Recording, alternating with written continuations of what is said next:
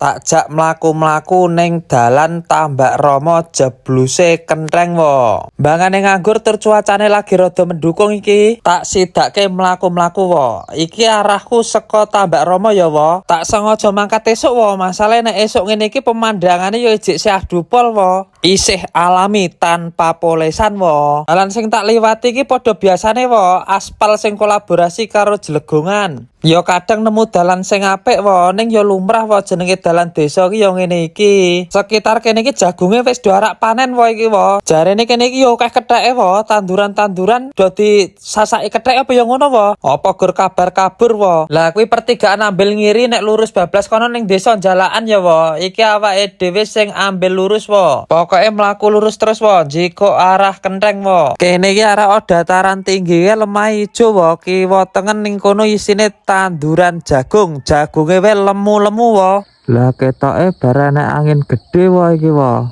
Jagunge diambruk padahal wis meh panen iki. Dadine lahan pertanian kene iki ya musiman wo, musime jagung ya dijagung, musime pari ya dipari. Lah sakwise tekan desa nek ora kleru kene iki jenenge desane Kanigoro wo, dusun Kanigoro kene iki. Kuwi bale dusune wo, nderek langkung wo. Kula liwat mriki nggih wo. Jan kene iki desane jek asri ya wo, indah pol wo. Heeh to wo, indah pol to wo. Pokoke jomblowati sing budiman gek do mlaku-mlaku rene wo, melihat bukit yang indah berbunga wo. Weh alah lah kene iki arek dibangun apa wo kuwi wo? Enek joglo gubuk-gubukan kaya ngono kuwi. Wah lah sak pole wo kuwi wo. Kuwi calone arek dienggo pribadi apa arek dienggo objek wisata wa kono kuwi wo. Kandhanono aku wo sing do ngerti kono kuwi tulis ning kolom komentar ya wo. Lah iki nek liwat kene nek wengi-wengi sampean sangu asem sebagor wo. Masalah engko nek enek macan, kira-kira macane angop ngono kae tuncali asem kuwi wo. Angger entek sebagor tak jamin macane ora sida mangan wo, untune wis linu mesti.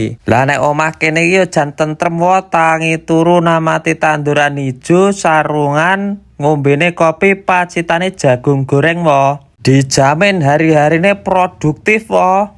Nek ndelok kahanane kaya ngene sedo ning paran do kangen mulih ora wo. Tak dongake sehat ya wo, rezekine lancar men taun ngarep iso mulih wo. Sasan taun ngarep ding wong bodone wae gur karek sasi sesuk kuwi ya. Muga-muga do lancar ya wo, dadi kei rezeki sing akeh men do iso kumpul bareng keluarga meneh wo. Ya iki wo kahanane desa saiki kaya ngene iki wo. Iki ora nek sing tak punjuli, ora nek sing tak sudo wo. Muga-muga video iki iso ngobati rasa kangene sampean ya wo. Kayak ono ide aku wo, daerah ngendi meneh sing kudu tak tekani wo. Tulis ning kolom komentar ya wo. Muga-muga aku iso teko sak Gunung Kidul wo dan sekitarnya.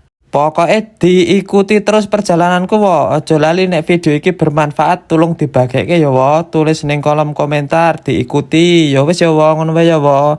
Muga-muga kabeh do diparingi kesehatan ya wo. Pareng.